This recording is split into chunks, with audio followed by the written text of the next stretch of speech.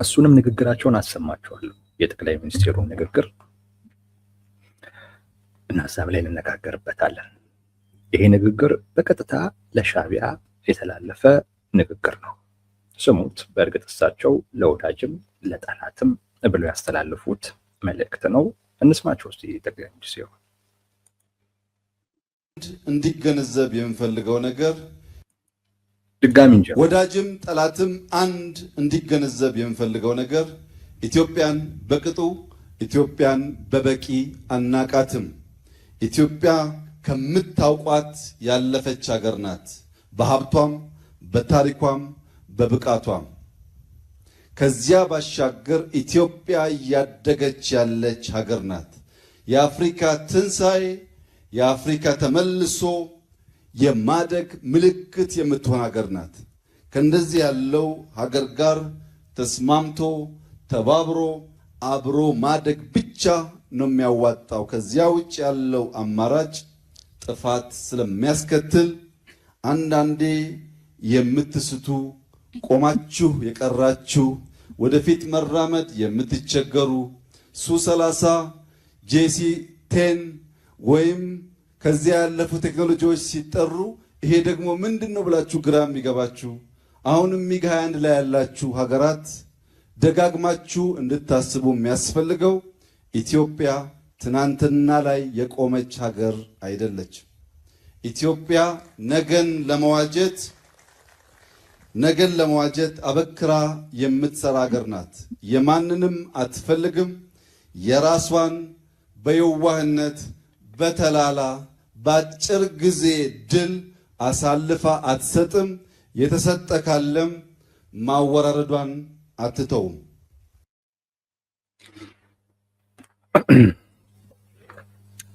መልካም ተመልካቾች፣ አስተያየቶቻችሁንም እያየው ነበረ እግረ መንገዴን። እሳቸውንም ሀሳብ አስተያየት በሚመለከት የምትሰጧቸውን አስተያየቶች እያየው ነበር። ቴዲ ዝግጅት እንዴት ይጠላል የሚል ነገር አቡሻ የሚል ሰው አንስቶልኛል። እንደዚሁም ተመሳሳይ ይመስለኛል አህመድ ሁሴንም ተመሳሳይ አይነት ነገር ነው። ተቋም እኮ እየተገነባ ምናምን ለክፉ ነገር ነው፣ ቸኮልክ አይነት ነገር ማለት ነው። ቴዲ ለውጤቱ ቸኮልክ የሚል አይነት ነገር አስታችሁልኛል። ዝግጅት አይጠላም፣ ምንም ጥያቄ የለውም። እኔም ዝግጅቱን አልጠላሁትም። በዚያው ያልቸኮልኩም ችኮላ ላልኮ እመለስበታለሁ፣ ግን ዝግጅት አይጠላም። ነገር ግን አንደኛ እኛ አሁን መዘጋጃ ጊዜ ላይ ብቻ ነው ያለነው። አንድ እሱም መታወቅ አለበት። ዋርቆ ጦርነት ውስጥ እኮ ነን፣ ጦርነት ውስጥ ነን። አንድ ሁለተኛ ነገር ዝግጅት ላይ ደግሞ ሆነ በዚህም ደረጃ ደግሞ አይባልም ነው። ጠቅላይ ሚኒስትሩ ራሳቸው እኮ የተናገሩት ቤታችን ክፍት ነው አሉ እና ውጊያም ላይ ነን እኮ ጦርነትም ላይ እኮ ነን እኮ። 8 ዓመት ሰላም የለም ሀገሪቱ ውስጥ፣ 8 ዓመት መረጋጋት የለም ሀገሪቱ ውስጥ። እና አቡሻ ከ8 ዓመት በኋላ 9ኛ ዓመቱን በሚያከብሩበት ጊዜ የተቋሙን ጠቅላይ ሚኒስትሩ ስለ ዝግጅት ነው የሚያወሩት። ስለዛ ነው መወራት ያለበት እንዴ? ቢያንስ የሆነ ውጤት እኮ ማየት እኮ አለብን። የዚህን ተቋም ውጤት የሚፈልገው ችግር አለ እኮ፣ ችግሩ አለ። ተቋሙ ዝግጅት ላይ ነው እንዴት እንላለን? ችግሩ ካለ ባደረገው ዝግጅት ልክ ችግሩ ሲፈታ ሲቀረፍ ሲቀርብ አይደለም። ችግር ሁሌም አለ ችግር፣ ግን ቢያንስ እየተቀረፈ እየተቀነሰ ሲሄድ ነው ማየት እኮ ያለብን። እና ተቋሙ ካደረገው ዝግጅት አንጻር አይደለም እኔ ልለካው የምፈልገው ምን ውጤት አመጣ ነው። ምን ውጤት አመጣ? ምንም። ቱ ቢ ኦነስት ምንም በዛ ደረጃ ሊባል የሚችል አይነት ነገር ነው ያለው እና ዝግጅትማ አይጣለም። እንዴት ይጣላል? ግን እኛ አንደኛ ሪአክት ማድረግ በተዘጋጀነውም ልክ ቢያንስ መስራት የሚያስገድደን አይነት ሁኔታ ውስጥ ነው ያለ ነው እና ከዛም አንጻር የመጡ ውጤቶች መመዘን አለባቸው። እሱ ነው ሊያኩራራ የሚገባው። ግን ራሳቸው ጠቅላይ ሚኒስቴሩ እንዳሉት ኢትዮጵያ ክፍት ነች። ውሏችንም አዳራችንንም እርግጠኛ አይደለም። በዚህ ደረጃ ላይ ሆና ኢትዮጵያ ፎርዝ ጄኔሬሽን ላይ ያለ የአየር ኃይል ገንብተናል ብለን መኩራራት እንችላለን ወይ ነው? ያን ነው መጠየቅ የሚያስፈልገው። አይሄድም። በራችንን ያልዘጋን ለውሏችንም ለአዳራችንም ዋስትና መስጠት ያልቻለን ሀገር ነን ብለን ራሳችንን በዛ ደረጃ አስቀምጠን እንደዚህ አይነት ደግሞ ተቋም ደግሞ አለን ብለን መኩራራትም የምንችልም አይደለም። አህመድ ሁሴን ቸኮል ክላልከው ለምኑ እንደቸኮልኩ አላውቅም። ጦርነት ውስጥ እኮ ነው። ሰላም የለም ሀገሪቱ ውስጥ፣ ችግር መረጋጋት የለም። ሰው መከራ ላይ ነው፣ ስቃይ ላይ ነው። ይሄ ችግሩን መፍታት ያለበት ተቋም ችግሩን አልፈታም። አንድ እኮ ድክመት እኮ የተቋም እኮ ይሄንን እፈታለሁኝ ብሎ ብዙ ነገር ተደርጓል። ኦሮሚያም ላይ፣ ትግራይም ላይ፣ አማራም ክልል ላይ ተደርጓል። ግን እነዚህ አሁን የጠቀስኳቸው አካባቢዎች በሙሉ ሰላም የለም፣ መረጋጋት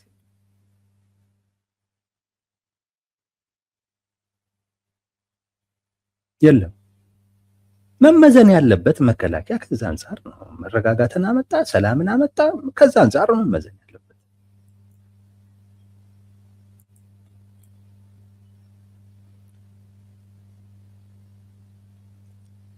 ራሄል ድህነታችን አስተዋጽኦ አለው ነው? አሁን ላለንበት አይነት ሁኔታ ድህነታችን አስተዋጽኦ አለው። እንደዛ ደግሞ ከሆነ እሱ ደግሞ ሌላ አይነት ንግግር ውስጥ እንድንገባ ነው የሚያደርገን። ግን አሁን ድህነት አይደለም ብሎ እኮ መከላከያ ሰላምን ለማምጣት መረጋጋትን ለማምጣት ሀገር ውስጥ እኮ ከተለያዩ ታጣቂዎች ጋር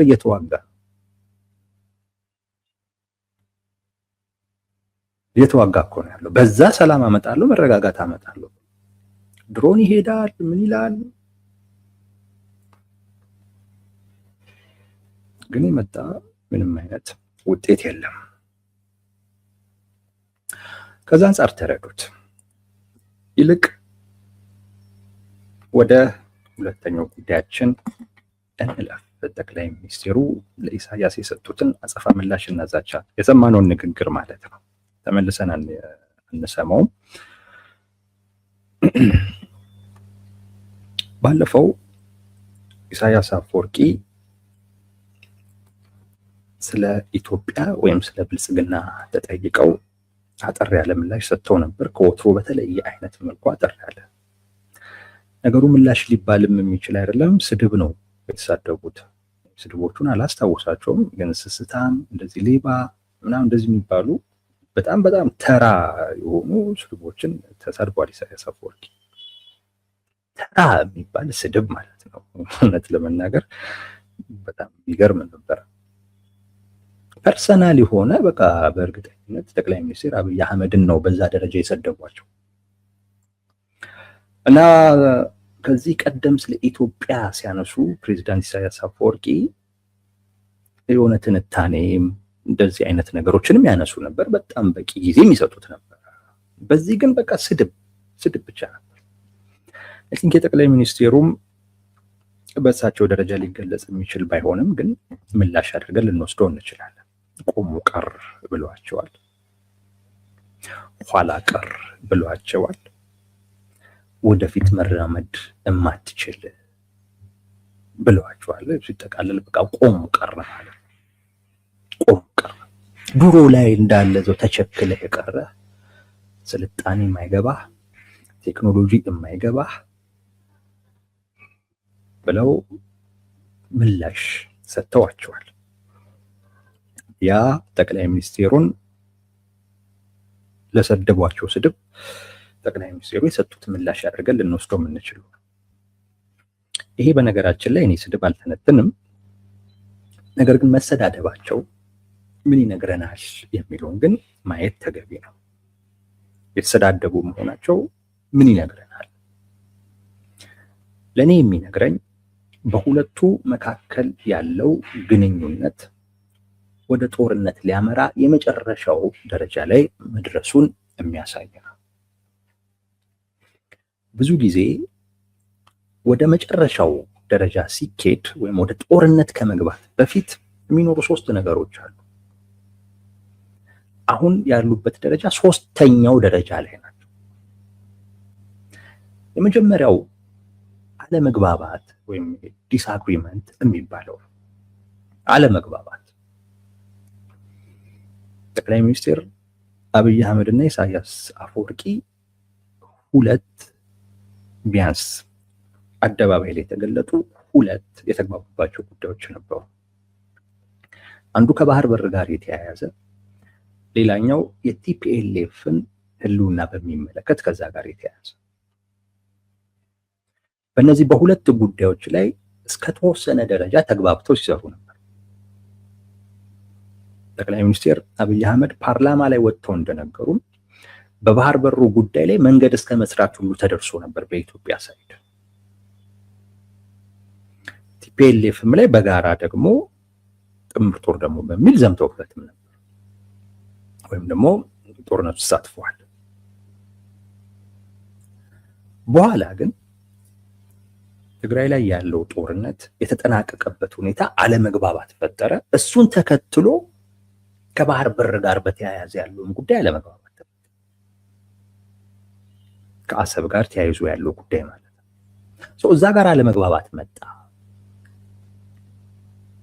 ያ አለመግባባት ወደ መግባባት ሊያመጣ በሚችል አይነት ሂደት ስላልተፈታ ቀጥሎ የመጣው ጉዳይ አንዱ እዛ አንዱ እዚህ ሆኖ ፖላራይዜሽን የሚሉት ጠርዝና ጠርዝ ሆኖ መካሰስ ወደዛ ደረጃ ተመጣ። አይታችሁ ከሆነ እስከዛሬ ድረስ የነበረው ነገር አንደኛው ሌላኛውን ለማሳጣት በጣም ጥንቃቄ በተሞላበት በተሰላ አይነት መንገድ የሚያደርገው እንቅስቃሴ ነው።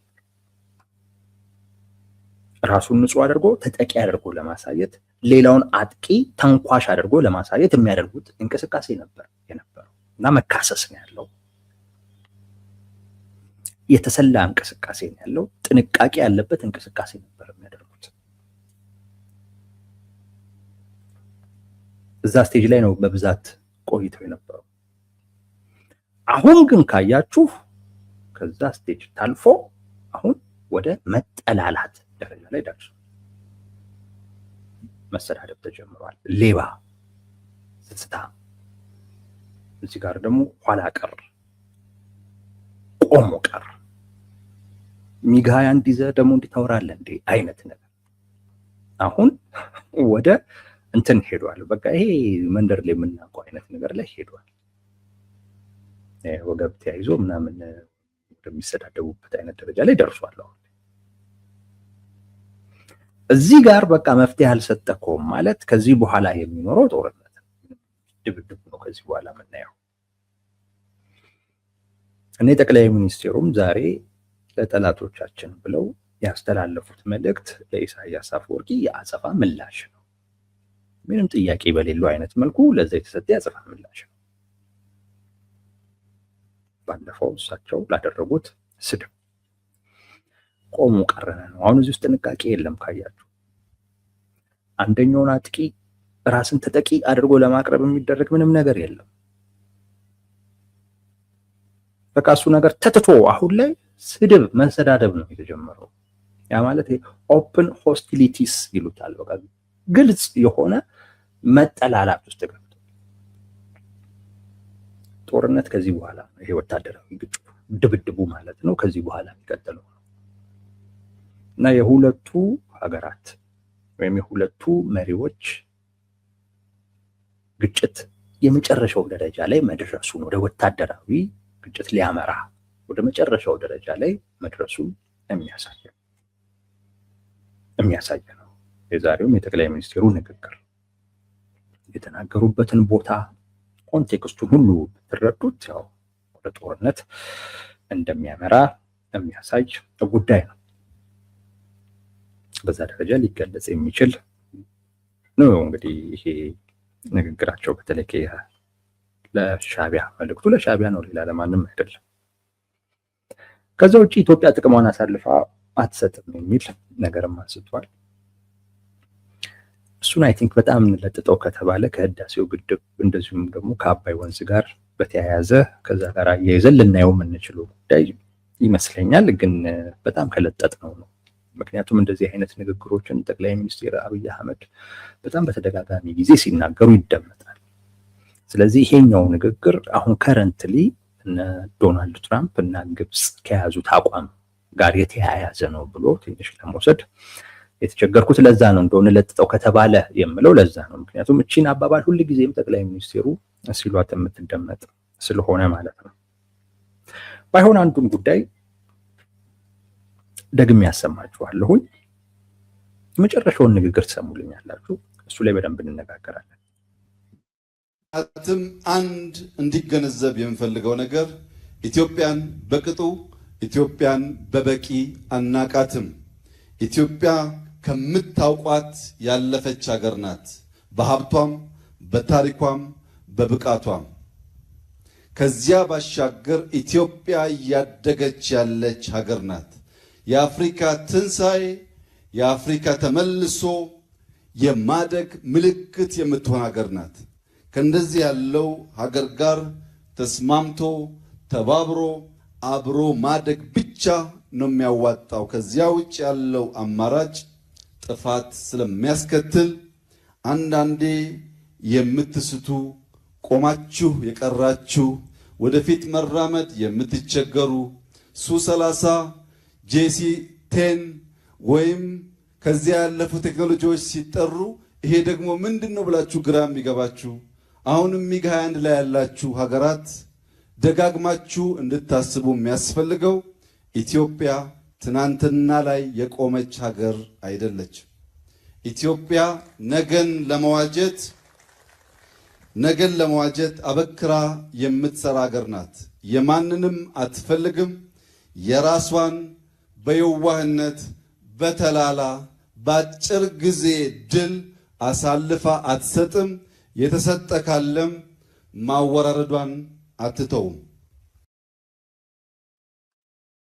ኦኬ፣ የተሰጠም ካለ ማወራረዷን አትተውም የሚለውን ያዙልኝ፣ የምንነጋገርበት ነው። ግን እችን ጥያቄ በመለስ ስለወደድኩኝ ነው። ቴዲ ሰላም።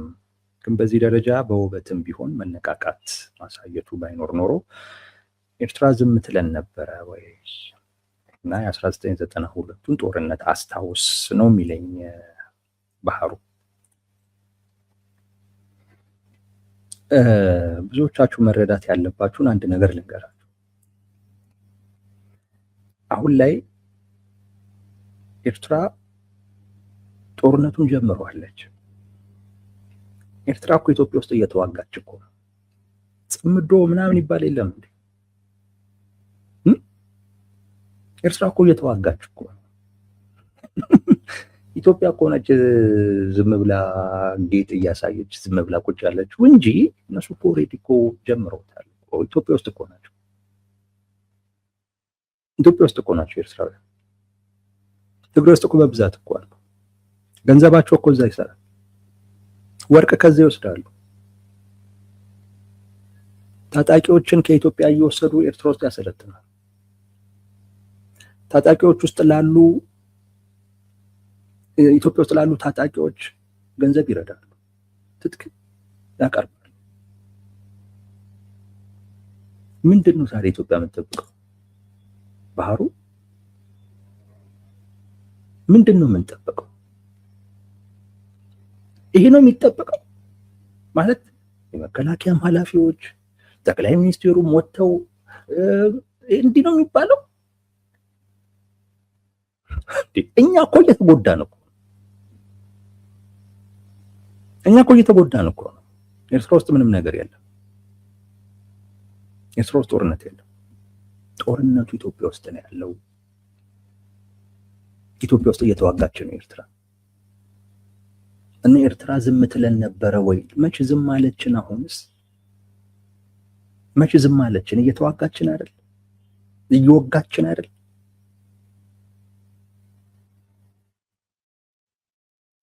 እኛ እኮ ነን እኮ እንደ ጌጥ ጀቶቻችን ምናችን እያለን የምናሳየው እንጂ እየተወጋን ነው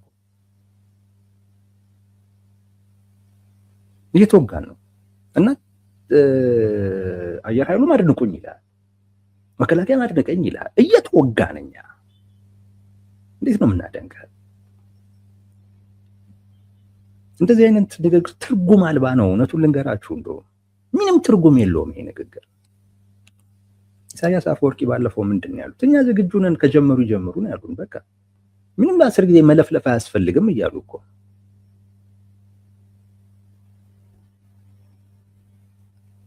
ምን ትለፈልፋለህ? በቃ ከጀመርክ ጀምር ነው።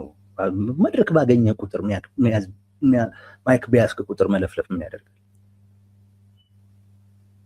እንደው እነሱም እየለፈለፉ ቢሆን ኦኬ፣ እኛም መለፍለፍ ነው። በቃ በልፍለፋ ነው ጦርነቱ። እነሱም እየለፈለፉ ነው፣ አንተም እየለፈለፍክ ነው። እኛንን እንጂ የምንለፈልፈው እነሱ እኮ እየወጉን ነው። እነሱ እየወጉን ነው። እኛ ሀገር ውስጥ እየተዋጉ ነው። ለምሳሌ ልንገርህ፣ ወልዲያ ላይ የቲፒኤልኤፍም እንትኖች ነበሩ፣ የሻቢያም የጦር መኮንኖች እኮ ጦርነቱን መርተውታል እኮ ብለዋል እኮ። ከፋኖ ጋር የተደረገው የወልዲያ ላይ ከፋኖ ጋር የተደረገውን ጦርነት ይህንን እኮ ያለው ራሱ መከላከያ ነው። እነሱ እየወጉን እኛ እየለፈለፍን ነው። እኛ ወረኛ ነን ይሆን ነው። መሪዎቻችን እየወጡ ጀት ነው የሚያሳዩት። የጀት ትርኢት ለማሳየት ነዳጁን ከሚጨርስ ለጦርነት ቢውል ይሻላል።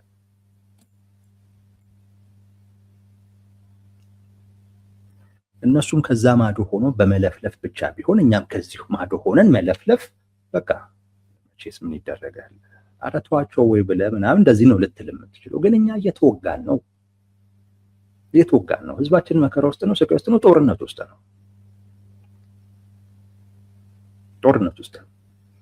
እነሱ እየወጉን ነው፣ እኛ ግን እየለፈለፍን ነው።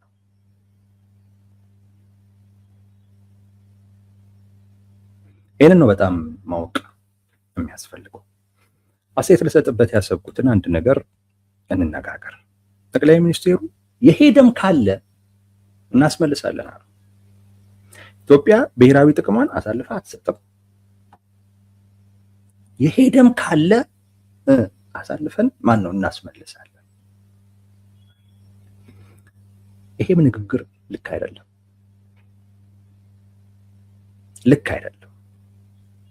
የሄደም ካለ ምን ማለት ነው? የለም የሄደ ብሔራዊ ጥቅም የለንም።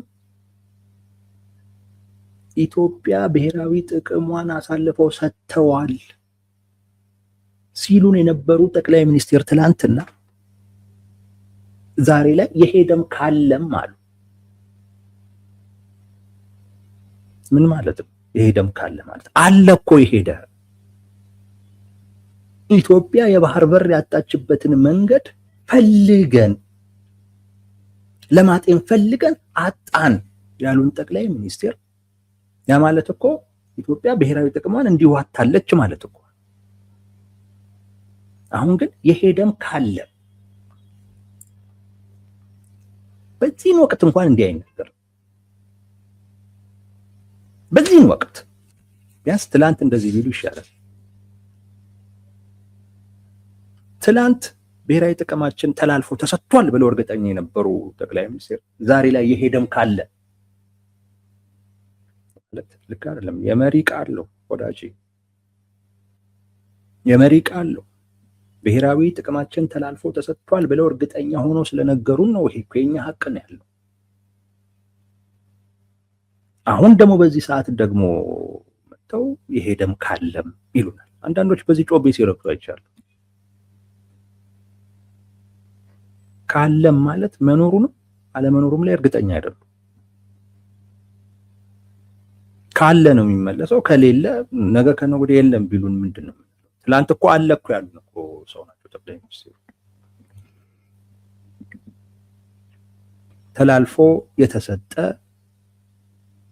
ብሔራዊ ጥቅም አለን ሲሉ ነበር። አሁን ግን ካለ እያሉ ነው። ይሄን በጣም በጣም በጥንቃቄ ማየት ያስፈልጋል።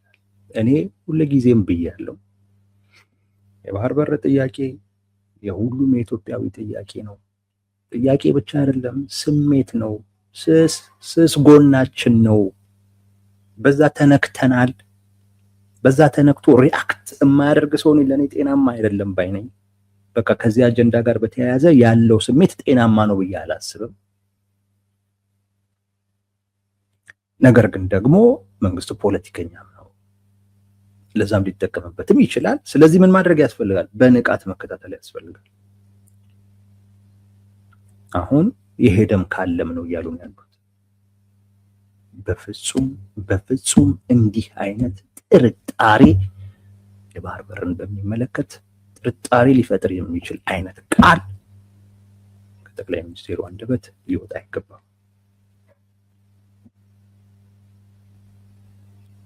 የሄደም ካለ ማለት ከዚህ በፊት የሄደ የለም ማለት ነው ወይ የምትለን? አይደለም። የሄደም ካለ ማለት እርግጠኝነት የለም፣ እርግጠኝነት የለውም እዚህ ውስጥ የሄደም ካለ ማለት ገና እናጣራለን እኮ። የሆነ ጊዜ ጠቅላይ ሚኒስትሩ የኤርትራ ሰራዊት የኢትዮጵያን የያዘው ግዛት አለ ብለው ተናገሩ። በነገራችን ላይ ያለ ግዛት ኤርትራ ግዛታችንን ይዛለች። ኤርትራ ታጣቂዎችን እየረዳች ኢትዮጵያ ውስጥ ትዋጋለች። እኛንን ግዛታችን ተይዞ እየተወጋን ልፍለፋ ላይ ያለ ነው እኛንን። ይሄንን ወቁት። እኛንን በልፍለፋ ላይ ያለ እና ይሄንን ጥያቄ ሲጠየቁ ጠቅላይ ሚኒስትሩ የሰጡትን ምላሽ አስታውሳለሁ። የያዙት ካለ በኮሚቴ አጣርተን ለዛ ምላሽ እንሰጣለን ካለ ነው ያሉት። ምን ማለት ነው? ካለ ማለት ማጣራት ይፈልጋል። አሁንም የሄደ የብሔራዊ ጥቅም ካለ ነው እያለ። ይሄ ማለት ምን ማለት ነው? ማጣራት ያስፈልጋል።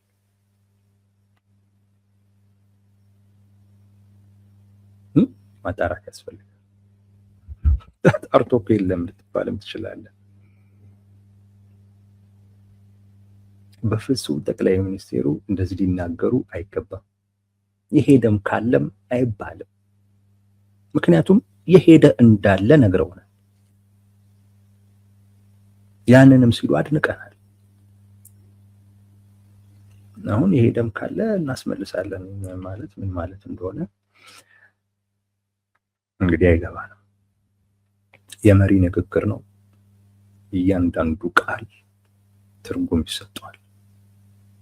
እያንዳንዱ ቃል፣ እያንዳንዱ አቀራረብ ትርጉም ይሰጠዋል። ጠቅላይ ሚኒስትሩ የባህር በርን ሊመጣ የሚችልበትን መንገድ ተገንዝበዋል፣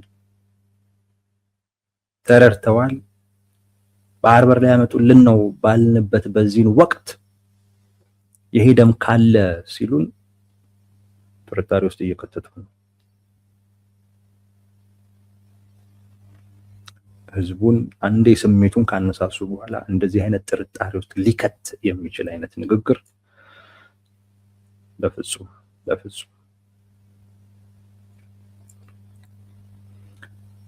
ተገቢ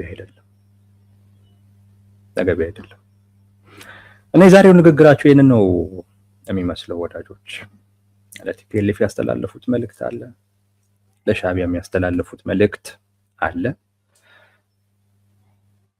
በአጠቃላይ ግን እንዳልኳችሁ አየር ኃይል መከላከያ መለካት ያለበት እንዲቀርፈው ከተቋቋመለት ችግር አኳያ ችግሩን ከመፍታት አኳያ ነው እና እሱ ከዛ አኳያ ካመጣው ውጤት አንፃር ከዛ አንፃር ነው እንጂ ጌጥ አይደለም።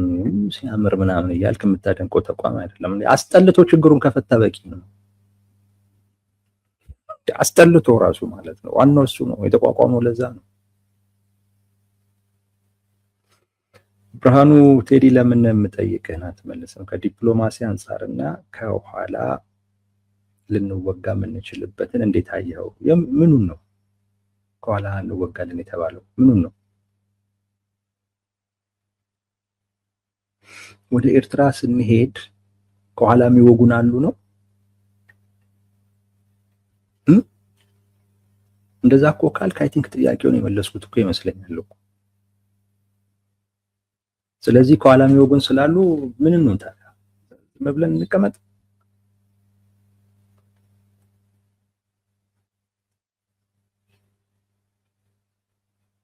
ምን ይደረግ? ቅድም ምን አልኩ? ኤርትራ እኮ ኢትዮጵያ ውስጥ እየተዋጋች ነው አልኩ አይደል? እየተዋጋች እኮ እኛንን ፉከራ ላይ ያለ ከኋላህ የሚወጉህም እኮ ያው ለሷ ብሎ ነው። የራሷ እንትኖች ናቸው። ከኋላ እንወጋለን የሚሉትም የኤርትራ ተባባሪዎች ናቸው፣ ተላላኪዎች ናቸው። አንተ እየተወጋህ ዝም ማለት ምን ማለት ነው? ዝም ማለት አይቻልም። የሆነ ነገር ማድረግ ያስፈልጋል። ዝም ብለህ ደግሞ ከሆነ እንደዚህ ወጥተህ መፎከር የለብህም ነው እያልኩኝ። ዝም ብለህ ከሆነ እንዲህ ከኋላ ልንወጋ እንችላለን ምናምን አይነት ላይ ደግሞ ከሆንክ እንደዚህ አይነት እንዲታጥቀን ምናምን እያልክ ራስን በጣም መስቀል ያለብህም አይመስለኝም።